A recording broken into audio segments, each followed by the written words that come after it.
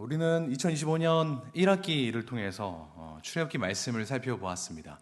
출애굽기 말씀을 통해 애굽에 내려진 10가지 재앙에 대해서 살펴봤지요.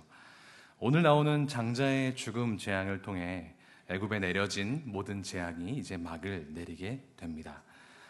한 학기 동안 순 재앙만 다룬 무거운 본문을 따라오시느라고 애 많이 쓰셨습니다. 그러나 재앙 속에서도 하나님의 공의와 구원의 손길을 다 경험하셨을 줄 믿습니다. 아니십니까? 구원의 손길을 경험하신 줄 믿습니다. 오늘 본문인 출애굽기 12장은 성경에서 가장 상징적이고 중요한 절기인 유월절의 기원을 설명합니다. 하나님께서 애굽의 마지막 재앙을 내리시기 직전에 이스라엘 백성에게 어린 양의 피를 문 임방과 좌우 설주에 바르라고 명령하셨죠. 그리고 그 피가 그 죽음을 넘어가게 할 것이라고 말씀을 하셨습니다. 그리고 그날 밤 하나님의 심판은 애굽 전체를 치셨지요. 그래서 모든 초태생이 죽음을 당하게 되었지만 문에 피가 발린 집은 살았습니다. 그리고 하나님은 이 날을 기념하여 앞으로도 대대로 절기를 삼아 지키라고 명령을 하셨습니다. 이것이 이스라엘 백성의 신앙 정체성 중에 하나인 유월절인 것입니다. 그날 밤 이스라엘 백성들이 두고두고 기억하게 될 장면을 남겼던 것처럼, 하나님께서 그걸 남기셨던 것처럼 저에게도 그런 기억으로 오래오래 남겨질 일이 최근에 하나 생겼습니다. 그걸 한번 나눠보고자 하는데요. 제가 자주 이야기를 해서 알고 계신 분들이 많으실 텐데 저희 집안은 원래 교회와 거리가 멀었습니다. 아버지께서 10남매이신데 그 중에 유일한 크리스천이셨고 대부분 불교에 가까운 무교였습니다.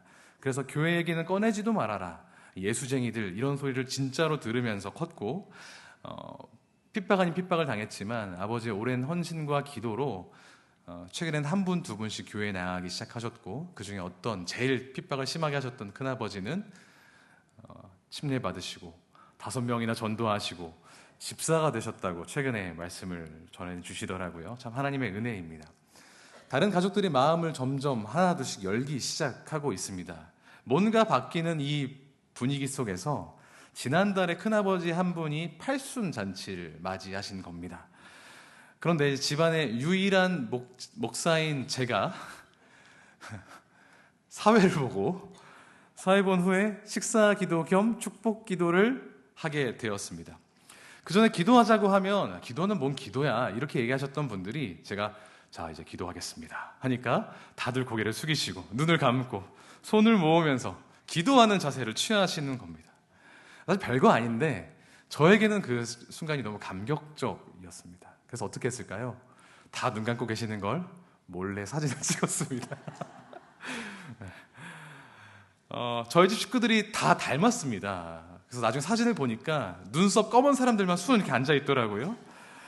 그런데 그 사진을 계속해서 꺼내 보게 됩니다. 이게 5월 31일이었습니다. 지난달 거의 한 3주 됐는데 계속 시간 날 때마다 꺼내 보게 되더라고요. 그 순간을 잊고 싶지 않아서 저희 아버지의 헌신과 기도가 조금이나마 응답되는 것 같아서 그 순간을 계속해서 사진을 통해 보게 되었습니다. 여러분들께서도 그런 사진 하나쯤은 다 있으시리라 생각합니다. 부모님과 함께 찍은 사진이라든가 자녀의 첫 걸음마라든가 손주의 돌잔치 같은 것들, 우리는 잊고 싶지 않은 순간을 사진으로 남기고 그걸 꺼내보면서 그때를 기억합니다. 하나님께서 이스라엘 백성에게 유월절을 명하신 것도 이와 별반 다르지 않습니다. 우리가 사진을 통해서 중요한 소중한 순간을 붙잡듯이 하나님은 그 구원의 순간을 이스라엘의 삶의 그 DNA에 새기고자 하셨던 것 같습니다. 어린 양을 잡고 그 피를 임방과 설주에 바르고 고기를 먹고 쓴나물을 먹고 허리를 동이고 급히 먹도록 하신 그 밤의 일들은 사실 애굽을 탈출하는 데에는 별로 쓸모가 없는 일들입니다. 그건 하나님의 구원을 대대로 기억하게 만드는 일종의 예식이자 사진 찍는 행위였던 것입니다. 하나님께서 너희를 구원하신 이 날을 잊지 말아라. 때에 따라 꺼내어보고 기억해라 라고 말씀하고 계신 것입니다. 그래서 유월절은 이스라엘에게 단순한 과거의 사건이 아니라 구원을 매년 새롭게 기억하는 영적 사진첩의 하나의 페이지인 것입니다. 유월절은 기억하기 위한 수단입니다. 뭘 기억해야 됩니까? 하나님께서 이스라엘 백성에게 주신 세 가지를 기억하기 위해서입니다. 세 가지를 나눠보고자 하는데요. 바로 그건 새로운 생명, 새로운 삶, 새로운 소망입니다. 시험 볼 건 아닌데요. 한번 외워봤으면 좋겠습니다. 뭐라고 했죠? 새로운 생명, 새로운 삶, 새로운 소망. 기억하기 쉽게 다 시옷으로 맞췄습니다. 하나님께서 유월절을 통해 당신의 백성에게 주신 첫 번째는 뭐였죠? 새로운 생명이었습니다. 출애굽기 12장 13절을 보니까 내가 애굽 땅을 칠 때 그 피를 보고 너희를 넘어가리니 재앙이 너희에게 내려 멸하지 아니하리라 라고 하나님께서 명령하셨습니다. 말씀하셨지요. 애굽의 모든 장자 심지어는 가축의 첫 새끼까지 죽임을 당했습니다. 하지만 문에 피가 발린 집은 죽음을 면했습니다. 뭐가 그 집을 살렸습니까? 피의 효험이 있었습니까? 그렇지 않죠. 그냥 어린 양의 피였습니다. 그러면 이스라엘 백성이 가지고 있는 혈통 때문에 죽지 않았습니까? 피를 안 발랐으면 죽었을 것입니다. 피를 꼼꼼하게 바르면 살고 조금 대충 바르면 그중에 한 명쯤은 죽고 이런 게 아니라는 겁니다. 피는 아무 효험이 없습니다. 이건 하나님의 약속 때문에 산 것입니다. 하나님이 살려주셨기 때문에 산 것입니다. 전적인 또 절대적인 하나님의 은혜입니다. 내가 피를 보면 지나가리라, 넘어가리라. 은혜입니다. 피는 조건이나 우리의 행위가 아니라 하나님 은혜의 약속의 표식인 것입니다. 아무런 능력도 없는 피를 가지고 아무런 구원받을 자격 없는 이스라엘 백성을 살게 만드시는 하나님의 능력, 그 하나님이 자기 백성을 살리신다는 것입니다. 할렐루야. 오늘날 우리의 생명도 마찬가지입니다. 우리가 건강관리를 잘해서 어쩌다 보니 사고를 피해서 살아있는 것이 아닙니다. 하나님이 우리에게 생명을 허락하셨기 때문에 우리가 살아있는 줄 믿습니다. 반대로 말하면 내가 아무리 봤을 때 희망이 없는 것처럼 보이고 가망이 없는 것처럼 보일지라도 하나님께서 살리시기로 작정하셨으면 그 생명은 반드시 살 줄로 믿는 믿음이 우리 가운데 있어야 한다는 것입니다. 믿으십니까? 그 믿음 위에 서시는 모든 성도님들 되시기를 소망합니다. 하나님께서 유월절을 통해 당신의 백성에게 주신 두 번째는 뭐였습니까? 새로운 삶이었습니다. 이 달을 12장 2절을 보니까 이 달을 너희에게 달의 시작 곧 해의 첫 달이 되게 하라라고 명령하십니다. 하나님은 단순히 이스라엘 백성들을 살려두기만 하신 것이 아닙니다. 죽지 않고 살아갈 때 새롭게 부여받은 그 생명의 삶을 살아갈 수 있는 룰을, 규칙을, 리듬을 설정해 주셨습니다. 이스라엘 백성은 그동안 어떻게 살아왔습니까? 바로의 시간표에 맞춰 살았습니다. 430년 전 야곱이 그의 가족 70여 명과 함께 애굽으로 넘어왔을 때 그들은 줄곧 바로의 통치를 받았습니다. 처음에는 고센 땅을 따로 분양받아서 거기에서 좀 독자적으로 사는 것처럼 보였지만 얼마 가지 않아 애굽의 직접적인 통치를 받게 되었습니다. 이스라엘 백성들이 무슨 일에 동원되었습니까? 바로의 무덤을 짓는 데 동원되었습니다. 지금도 그렇지만 고대 사회에서 무덤을 짓는 것은 대단히 종교적인 행위입니다. 잘 아시다시피 피라미드에는 온갖 잡신이 그려져 있고 또 새겨져 있습니다. 다 아시죠? 그거 누가 만들었습니까? 피라미드 다 누가 지었습니까? 이스라엘 백성이 지었다라는 것입니다. 만약 여기 있는 우리가 여기 여의도 입구 색강역 거기 다리 위에다가 천하대장군, 지하여장군, 장승을 만드는 일에 동원됐다고 생각해 보십시오. 그리고 여기 교회 앞에다가 선앙당 하나 만들어야 되는 일에 동원됐다고 생각해 보십시오. 얼마나 치욕적이고 기분이 나쁩니까? 그런데 그걸 30몇 년도 아니고 40년, 400년, 430년 동안 했다고 가정해 보십시오. 진절머리 나도 곧 익숙해졌을 겁니다. 우리 일제강점기 36년밖에 안 됐지만 아직도 일본어 많이 쓰고 있지 않습니까? 그뿐만이 아닙니다. 이스라엘의 시간이란, 그 생활이란 오직 생존, 노동 둘밖에 없었습니다. 예배할 자유도, 가족과 지낼 그런 여유도 없었습니다. 그런데 그 사람들에게 하나님께서 새로운 달, 새로운 절기, 새로운 예배를 허락하셨다는 겁니다. 이 달을 이제 너희의 달력의 시작으로 삼아라. 무슨 뜻입니까? 새로운 시대가 시작되었다. 바로의 시대는 끝이 났고 이제 하나님, 여호와 하나님이 다스리는 새로운 시대가 시작되었다라는 선언입니다. 그리고 3절에서는 이렇게 명령하십니다. 이달 열흘에 각자가 어린 양을 잡고 식구들과 함께 먹어라. 명맥이 끊어져 버렸던 예배가 다시 회복되기 시작합니다. 예배를 통해 식구들과 함께하는 삶의 방식이 회복되는 겁니다. 바뀌는 겁니다. 하나님을 예배하는 것을 중심으로 삶의 중심에 놓고 모든 것들이 운영되는 새로운 삶의 방식들이 이 유월절을 통해서 시작된 것입니다. 실제로 이때를 기점으로 여호와의 백성들이 여호와를 예배하는 장면들이 기하급수적으로 늘어나게 됩니다. 하나님이 유월절을 통해 이스라엘 백성에게 주신 첫 번째는 새로운 생명이었습니다. 두 번째는 새로운 삶이었죠. 세 번째는 새로운 소망이었습니다. 소망을 기억해 주셔서 감사합니다.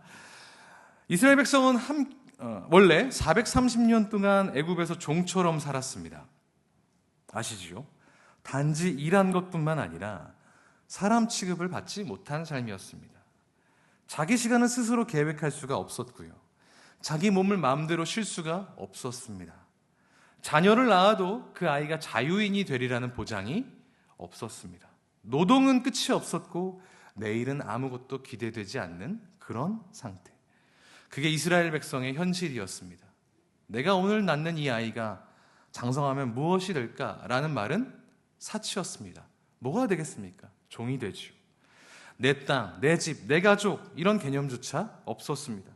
희망이 없었죠.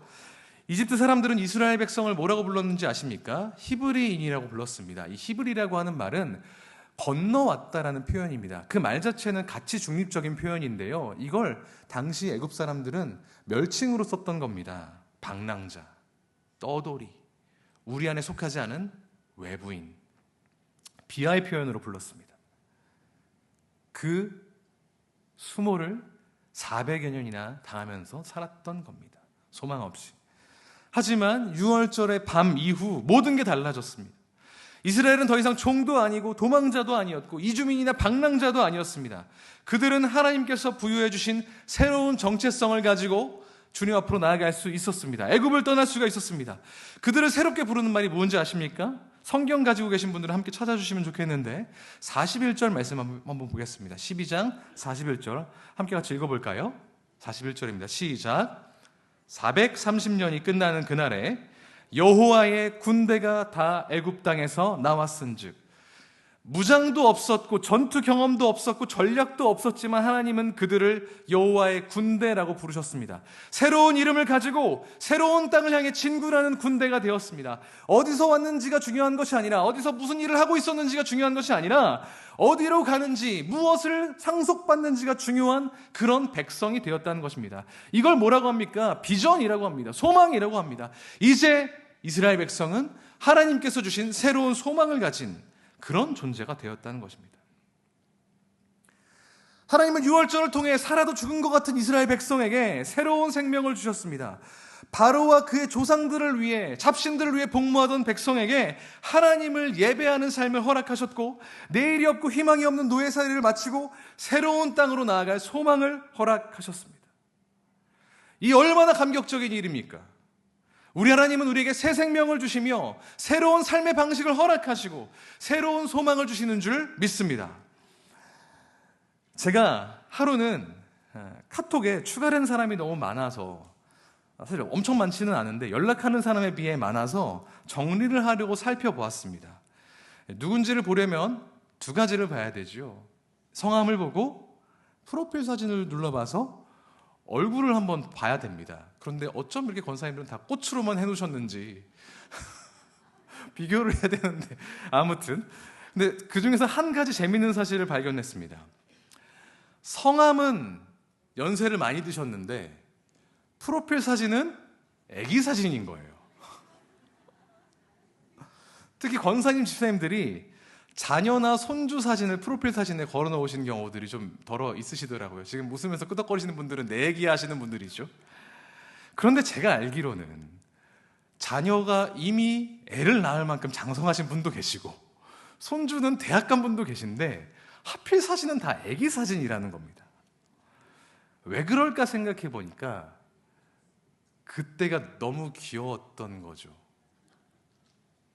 말 못하고 웃기만 할 그때가 너무 예쁜 거죠. 그래서 저한테 지금을 즐기라고 말씀해 주시는 분이 많은데 지금도 물론 듬직하고 아름답지만 그 어릴 적 시절, 그 예뻤던 시절을 기억하고 싶어서 당신의 프로필 사진에 걸어놓고 계시지 않습니까?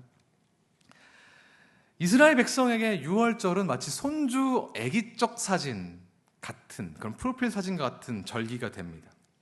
물론 출애굽 이후에도 이스라엘에게는 영광의 순간들이 많이 있습니다. 하나님의 구원을 경험한 순간들이 계속해서 반복되지요. 하지만 이 출애굽의 순간, 유월절이 시작하는 이 순간은 이스라엘에게 각별한 시간으로 자리 잡아 있는 것입니다. 그래서 무너진 이스라엘이 회복될 때마다 나오는 꼭 표현이 있는데 그게 바로 유월절을 지켰다. 유월절이 회복되었다라는 겁니다. 바꿔서 이야기하자면 하나님께서 나를 처음 구원해 주셨던 것을 기억하는 것이 우리 신앙 회복의 첩경, 지름길이라는 겁니다. 여호수아는 가나안 입성 전에 유월절을 지켰고요. 히스기야는 성결을 정결케 한 후에 유월절을 지켰고, 포르기 이후에 에스라와 느헤미야 역시 성전과 성변을 중건한 다음, 재건한 다음 유월절을 지켰습니다. 유월절은 회복의 중심이었습니다. 단지 과거를 기념하는 것이 아니라 지금 내가 다시 시작한다라는 의미였죠. 그리고 계속해서 이어져 오던 유월절의 그 절기는 예수께서 로마 병정에게 잡히시던 그날 밤 그 의미가 완성이 됩니다. 이른바 최후의 만찬의 순간, 로마 병정에게 잡히시기 전 그 밤, 예수께서 3년간 당신과 함께 동고동락하며 고생했던 제자들과 잔을 나누시며 이렇게 말씀하십니다. 이것은 너희를 위하여 주는 내 몸이도 이 잔은 내 피로 세운 새 언약이니 너희가 이것을 받아 먹고 나를 기념하라, 기억하라라고 말씀하시죠. 그리고 당신께서 어린 양이 되어, 유월절 어린 양이 되어 십자가에 피를 흘리셔 우리의 마음의 임반과 설주에 피를 바르시게 됩니다. 그리고 그 피 아래에 있는 자들은 죽음을 면하고 구원을 경험하게 되죠. 그리스도께서 십자가에 달리시던 그날 밤 유월절이 완성되는 것입니다. 한 사람의 죽음이 아니지요. 그 피는 우리 모두에게 새로운 시작을 여는 문이 되었습니다. 유월절에 하나님은 이스라엘 백성에게 세 가지를 주셨다고 말씀드렸습니다. 새로운 생명과 새로운 삶과 새로운 소망. 그것은 유월절 예수 그리스도의 십자가를 통해, 그 보혈을 통해 우리에게도 주어졌습니다. 예수님은 우리에게 새 생명을 주셨습니다. 출애굽의 유월절에서 피가 발린 집은 죽음을 면했지요. 우리도 마찬가지입니다. 예수 그리스도의 십자가 보혈 아래에 있는 사람에게는 심판이 지나가고 생명이 찾아옵니다. 에베소서에서 바울은 이렇게 이야기합니다. 예수 그리스도께서 허물과 죄로 죽었던 우리를 살리셨도다. 은혜에 의하여 믿음으로 말미암아 구원을 받았으니 이것은 너희에게서 난 것이 아니요 하나님의 선물이라.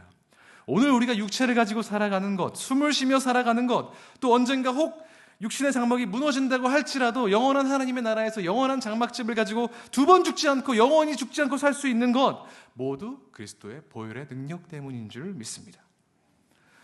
또 하나님은 우리에게 새 삶을 주셨습니다. 죽을 수밖에 없는 우리가 이제 살았으니 우리의 삶은 이제 나를 중심으로, 아니면 내가 사랑하는 무언가를 중심으로 살아가는 것이 아니라 하나님을 예배하는 것을 중심으로 살아가게 변모됩니다. 지지난주에 선교 바자회가 있었지요.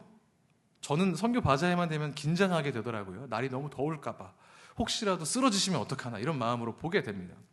많은 분들이 땀을 뻘뻘 흘리면서 물건을 팔아주셨고 또 사주셨고 후원을 해주셨습니다. 그것들이 나중에 이제 미자립 교회나 국내 많은 선교지를 향해 귀하게 쓰일 줄 믿습니다.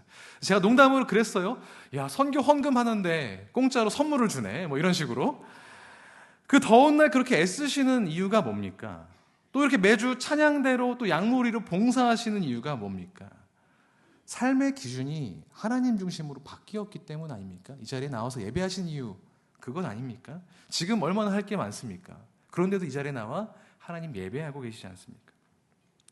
생명을 주신 예수님이 우리의 삶에 새로운 기준을 허락하셨기 때문에 세상의 기준이 아니라 하나님의 기준으로 살아가는 우리 아닙니까?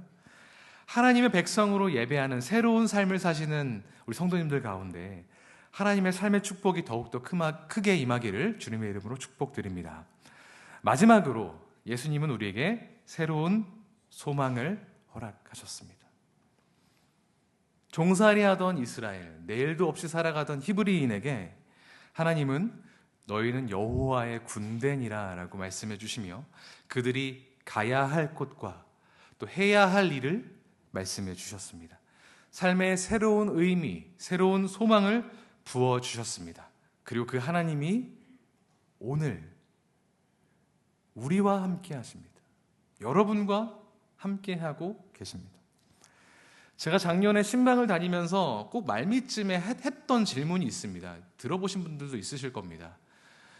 앞으로 계획이 어떻게 되십니까? 라고 여쭤보면 다들 코웃음을 치십니다. 계획이요.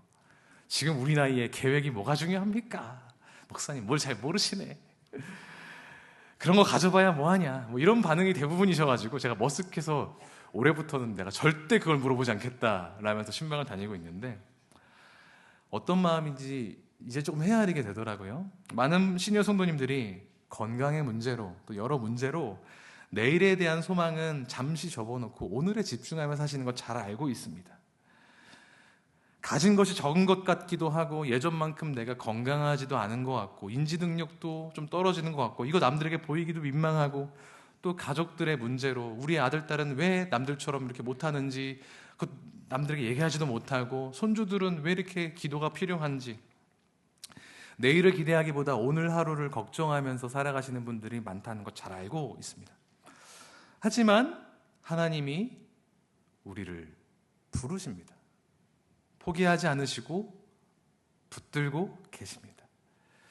이사야서를 보니 너는 내 것이라 말씀하시고 너의 이름을 내 손바닥에 새겼다고 말씀하십니다. 베드로전서를 보니까 너희는 내가 택한 족속이고 왕같은 제사장이요 거룩한 나라요 나의 소유된 백성이라고 말씀하십니다. 요한일서를 보니 내가 너희를 사랑한다고 말씀하십니다. 우리에게는 우리가 가진 조건과 상관없이 소망이 있는 줄 믿습니다. 하나님께서 나를 사랑하시기에 하나님께서 그 손바닥에 나의 이름을 새기셨기에 나를 통해 우리 교회와 나의 가정과 이 민족 가운데 이루실 일들이 있으시기에 우리는 소망이 있는 사람인 줄 믿습니다. 새로운 소망을 붙들고 그 소망 보며 살아가시는 모든 시니어 성도님들 되시기를 주님의 이름으로 축원합니다. 말씀을 정리합니다. 하나님은 이스라엘 백성에게 10번째 재앙 속에서 유월절을 통해 하나님께서 당신의 백성에게 새로운 생명을 주시고 새로운 삶의 방식을 허락하시고 새로운 소망을 주시는 분이시라는 것을 우리가 살펴보았습니다.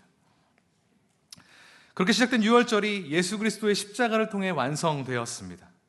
그 유월절에 하나님이 십자가를 지심으로써 우리에게 새 생명을 주시고 우리에게 새로운 삶을 허락하시며 새 소망을 주시는 줄 믿습니다. 그 하나님을 예배하며 경외하는 삶, 그 사람 하나님을 위해서 삶을 다해 헌신하며 나아가시는 모든 시니어 성도님들 되시기를 주님의 이름으로 축복합니다.